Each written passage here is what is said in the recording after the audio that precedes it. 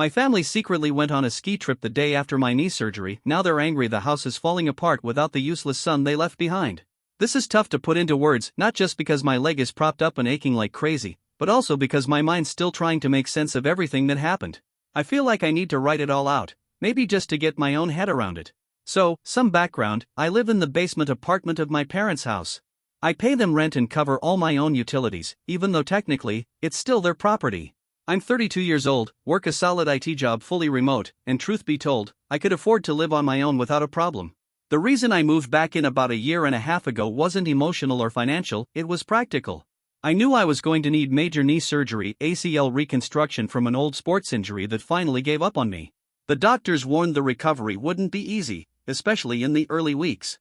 No driving, no weight on the leg, it was going to be rough. Most of my closest friends live way out of town now, spread across different states thanks to college and job changes. I don't really have anyone local I could rely on except my family. So coming back here just made the most sense. My parents live upstairs, and my older brother and his wife are practically always around anyway. They live nearby and are over all the time, like they're part of the furniture. Before I even scheduled the surgery, I sat down and talked it through with everyone. I was upfront. I told them exactly what I'd need in the days right after the procedure. Things like help with food, grabbing stuff from shelves I couldn't reach, taking out the trash, maybe even driving me to a follow-up appointment. My parents said it was a smart plan. My brother gave me a pat on the shoulder and said, "Of course, man, we've got you." His wife nodded and even said she might make some casseroles. Everyone acted like they understood and were ready to pitch in. The whole thing felt like a group effort. I even planned the surgery around that agreement, coordinating it with my work leave so I could focus fully on healing. The operation took place 3 days ago, Tuesday. Medically, it went as smooth as you could ask for. Surgeon was happy with it. The nerve block worked well. I was discharged Wednesday morning, crutches in hand, knee locked straight in a big brace, a list of rules to follow: stay still, elevate, ice regularly, take pain meds on time. My dad picked me up and brought me home. He helped me settle in downstairs, brought me some water and my prescription bag, and then headed back upstairs. That was fine. I figured I'd be sleeping most of that day anyway. Thursday morning came, day 2 post-surgery, and I woke up around 9 a.m. The pain was creeping in as the nerve block wore off, so I took my medication and tried to relax. But the house upstairs was completely silent. No footsteps, no voices, nothing. I thought maybe they were tiptoeing around for my sake or had stepped out to run errands. Around 10 a.m., I texted our family group chat asking if someone could grab me a few more ice packs from the freezer in the garage. Mine were already melting down here. No response. By noon, still nothing. No sounds above me. No one walking around, no TV, no doors opening. I was hungry and needed more water. Getting up was a whole production. Using crutches to get upstairs takes real focus. I slowly made my way to the main floor. But when I got to the kitchen, I realized the place wasn't just quiet, it was empty. There was no car in the driveway. No note on the counter. And the fridge? Almost completely bare. Just a few random items, some condiments, milk, maybe leftovers from earlier in the week. No casseroles, no prepped meals, nothing set aside like they said. It looked like the fridge of someone heading out for vacation. I managed to grab a yogurt and an apple and clumsily made my way back down, trying not to fall while balancing both in one hand and holding my crutches with the other. Back in my unit, I checked the group chat again. My message was still sitting there, unread. I tried calling my mom's phone, straight to voicemail. Tried my dad, same thing. Then my brother, it rang a few times but also went to voicemail. That's when I started to feel like this wasn't just forgetfulness, it felt deliberate. I mean, how does an entire household vanish the day after my surgery, when I made it clear I'd need support? Out of habit, I opened Instagram. I wasn't expecting much. But right there was a story my sister-in-law had posted about an hour earlier. It was a quick video, snow-covered trees outside a big window, and inside, there they were, her, my parents, and my brother, all sipping mugs and laughing around a fireplace. The caption said, "Surprise getaway. Needed this." And then some hashtags, #KitRip, #FamilyTime. They had gone to a cabin, probably up in the mountains, a few hours away. Judging by the post, they left not long after my dad dropped me off, or maybe even while I was still half-conscious from the anesthesia. They booked a ski trip, packed up, and left without telling me, fully aware I couldn't walk and was stuck in the basement. I just stared at the screen. Then I sent another message to the group chat. Something blunt, like, "Did everyone forget I had surgery yesterday and can barely move?" Silence. For another 2 hours, nothing. And then finally, my phone rang. It was my brother. I answered right away, expecting concern. Instead, he sounded annoyed. Not worried, just irritated. He asked what my problem was. I started to explain, told him I was alone, that we had talked about all this beforehand, that I needed help. But he cut me off. Told me to stop being dramatic. Said I was making it all about myself. According to him, they just needed a break and took off for a few days. Called it a last-minute decision. Then he told me not to guilt-trip them for taking a little vacation, said they'd be back soon, and ended the call saying the signal was bad. Then he hung up. That conversation made it crystal clear this wasn't some slip-up. They chose to leave me here. They just didn't think it was important enough to tell me or stick around. The last couple of days have been brutal. My leg's swollen and hurts like hell. Moving around is exhausting, and honestly, a little dangerous. Last night I almost fell trying to get a bottle of water from my mini fridge, one of my crutches slipped on the rug. Even getting to my pain meds requires twisting my body in ways that really mess with my knee. I've been ordering food, but even that's a mess. Bringing delivery bags down to the basement is tough. I have to hop backwards down the stairs and drag the bags with me. One delivery guy left a big order with drinks at the top of the stairs, and I just couldn't get to it. I had to leave it there overnight. Trash is piling up outside my door because I can't carry the bin up the stairs. The recycling bag tipped over earlier and it's still lying there on its side. Yesterday afternoon, stuck on the couch with nothing to do but stare at the ceiling, I started thinking about all the little things I do around here, not family stuff, but real, functional things that keep the place running. I opened the Notes app on my phone and just started listing everything. At first, it wasn't about keeping score, it was just to pass the time and make sense of how I actually fit into this household beyond just paying rent. I cover the family Netflix premium account, been doing that for 3 years now. Same with the Spotify family plan. When my mom says money's tight after grocery shopping, I usually transfer her $50 or $100 to help out. Happens probably twice a month. Last fall, when the garage door sensor started acting up, my dad got a quote for $300 to fix it. Instead, I spent a couple of hours figuring it out, realized it was just a misaligned sensor. Grabbed a wrench and a level and fixed it myself. Took maybe 90 minutes. No one said thank you. Just a grunt from Dad. He was also dealing with a denied health insurance claim recently. The paperwork was a mess. I spent 2 nights sorting through documents, writing up the appeal, and walking him through how to submit everything online. My mom recently got a new smartphone and couldn't figure out how to use her banking app. I sat with her for over an hour, walking her through the setup, explaining all the security features, and helping her make a deposit step by step. I also mow the lawn every other week from spring through fall because my dad's back won't allow him to anymore. He owns the mower, but I'm the one pushing it across the yard. Last October, I spent almost an entire Saturday cleaning the gutters. It's a 2-story house, and that job isn't exactly a quick one. A few months ago, my brother's work laptop completely died out of nowhere. While he waited on a replacement, he borrowed my personal, high-performance laptop for nearly a month. He needed it most of the time during hours when I usually relied on it for my own remote job. I had to shuffle my own work schedule just to accommodate his. Whenever the Wi-Fi cuts out or the smart TV acts up, I'm the one who ends up fixing it. Any tech issues in the house, setting up the router, troubleshooting the cable box, calling the service provider when something goes wrong, it always lands on me because I understand how that stuff works. As I kept adding to this list, it surprised me how long it got. And not a single one of those things came with an offer of payment. Barely even a thank you, really. Most of it was met with silence, or maybe a quick nod before they moved on. These tasks weren't treated like favors, they were just absorbed into the background, like that's what I'm supposed to do. Looking at it all laid out, I realized I wasn't just a tenant or a family member living here. I was more like an unpaid, always available handyman, tech guy, an occasional bank account. That surgery support agreement? It wasn't about family coming together to care for one of their own. It was just another item they added to the list of things I'd handle myself, with them offering the bare minimum if that. And as soon as something more appealing came up, even that minimal backup was yanked away without so much as a heads up. I have no idea what things will look like once they're back. But that list is still saved on my phone, and all this silence I've been sitting in down here, it's forced me to really think about what all of it means. Update 1. It's now Friday, 10 days since my surgery. Nobody's returned. The house upstairs is still just as quiet and empty as it was last week. The family group chat? Still dead. No responses, no new messages, not even a simple check-in. My recovery is moving along, I guess, but definitely slower than it should be. The pain started flaring up around day 5 or 6, and I know it's mostly because I haven't been able to keep up with icing my knee like I'm supposed to. The good gel ice packs that mold around the joint ran out, and going up the stairs to grab more from the main freezer isn't something I can do safely. Trying to carry a solid block of frozen ice down steep steps on crutches felt like a disaster waiting to happen. For a while, I made do with whatever was left in my freezer, first a bag of frozen peas, then a bag of corn, rotating them in and out as they thawed. Not exactly ideal. The swelling hasn't gone down as much as my physical therapist would probably expect by now. Eating has been another challenge. There are times when even making toast or throwing together a sandwich feels like climbing a mountain, especially when I have to figure out how to carry it back down the stairs without dropping it or falling.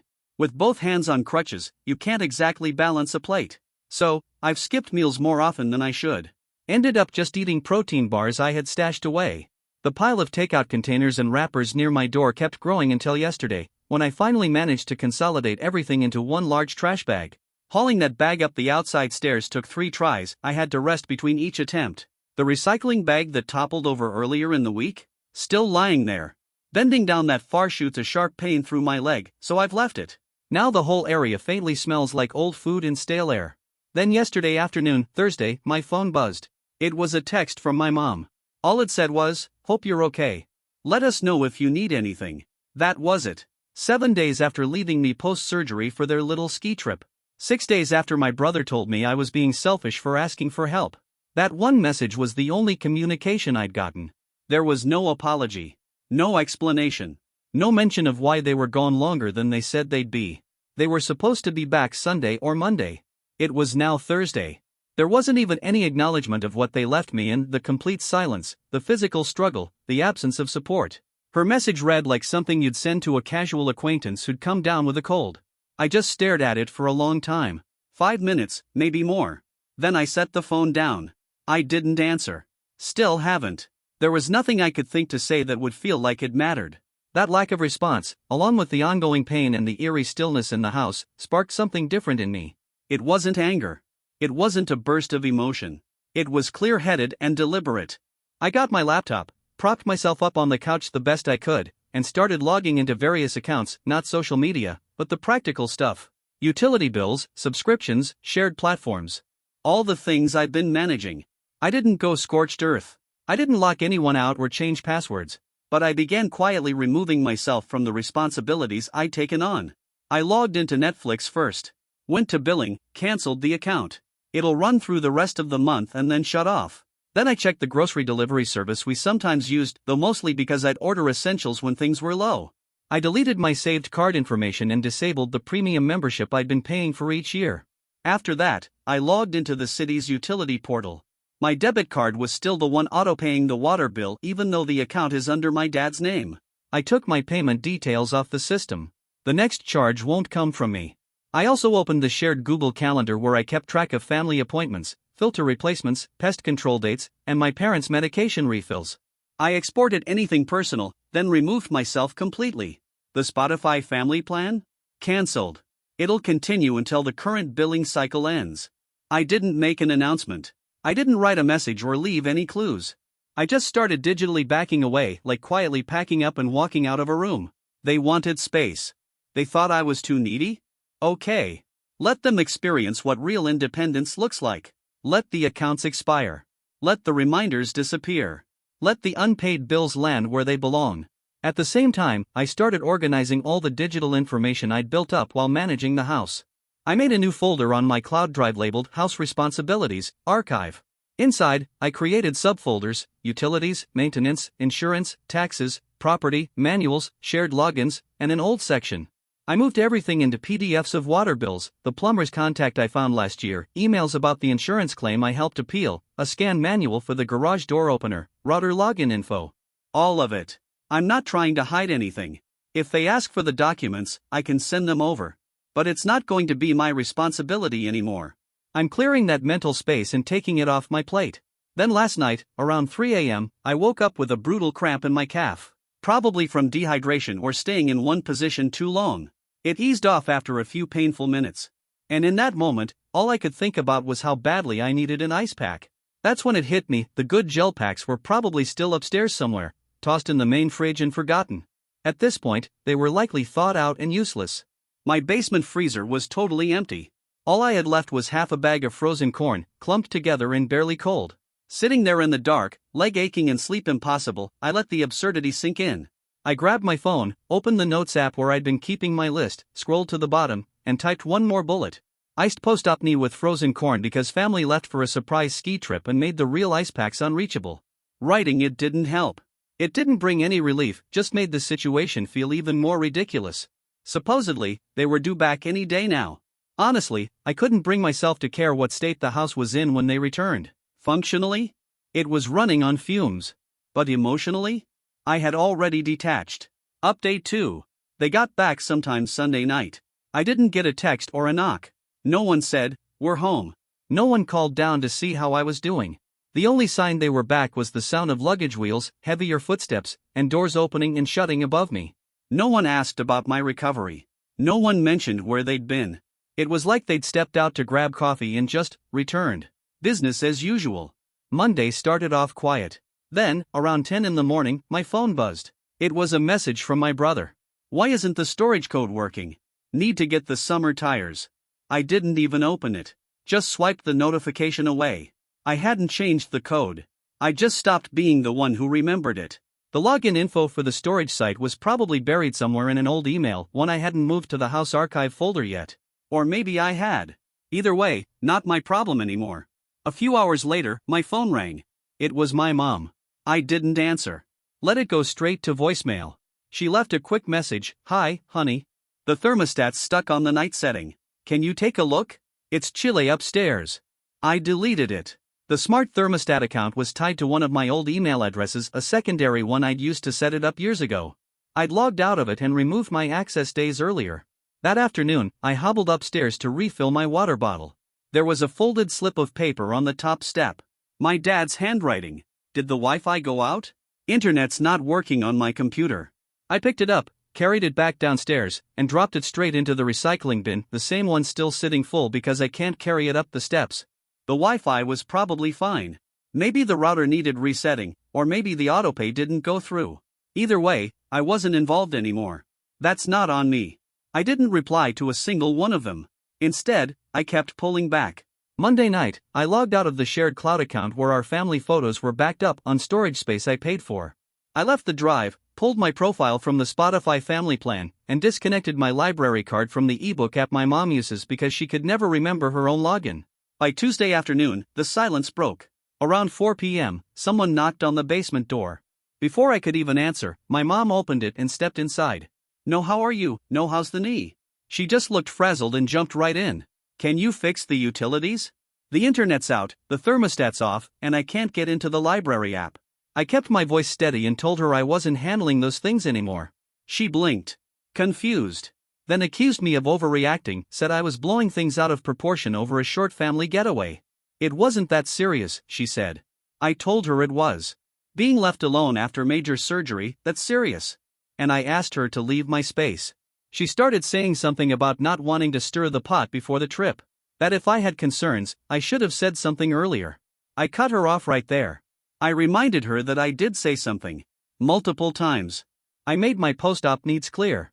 I even texted the day after surgery, asking if they'd forgotten I existed. She stumbled through a half-hearted excuse, then walked away mid-sentence, still talking about needing the internet for her banking. She pulled the door closed behind her on the way out. But that peace didn't last. Around 8 p.m. that same night, the door burst open again, no knock, no warning. This time, it was my brother. He came in yelling. No concern, no conversation, just accusations. Said the house was falling apart. That the internet was down, the thermostat wasn't working, and the storage unit code didn't work. He was furious, demanding answers. He wanted to know what I'd done. That's when I lost it. I yelled back. Laid it all out, how for years I'd kept things running without recognition. I fixed the tech, paid for the subscriptions, scheduled the appointments, handled bills, reset routers, repaired tools, everything. Quietly. Repeatedly. Without a single thank you. And I asked him when was the last time anyone upstairs actually thought about me, about my life, my needs, my struggles? When was the last time they showed up for me when I wasn't fixing something? It wasn't a discussion. It was a full-blown shouting match. He accused me of sabotaging the house. I told him I hadn't broken anything, I'd just stopped doing what was never really my job in the first place. Then he said something that hit hard. "You're acting like a stranger, like someone trying to be difficult for no reason." I looked at him, red-faced, pissed off, completely undone by the inconvenience of having to do things for himself. And I said, quietly this time, "Then don't expect me to act like family." He froze, just for a second, then turned and stormed back up the stairs, slamming the door behind him. Nothing got fixed. Nothing was solved. But something in the house shifted. Now it's Wednesday night. From where I sit, I can hear raised voices drifting down from upstairs, arguments, stress, things not getting done. The trash wasn't taken out last night, so it's still sitting at the curb. The printer isn't working. The yard looks overgrown. No grocery delivery showed up. The usual Tuesday order? Never placed. All the invisible effort I used to put in the maintenance, the planning, the reminders, it's showing up now. And not in a good way. No one has apologized. Not even close. But I've made my decision. I finally reached out to an old friend a few hours away. Told him what happened. He was stunned, said he couldn't believe they just left me like that after surgery. He's driving over tomorrow to pick me up.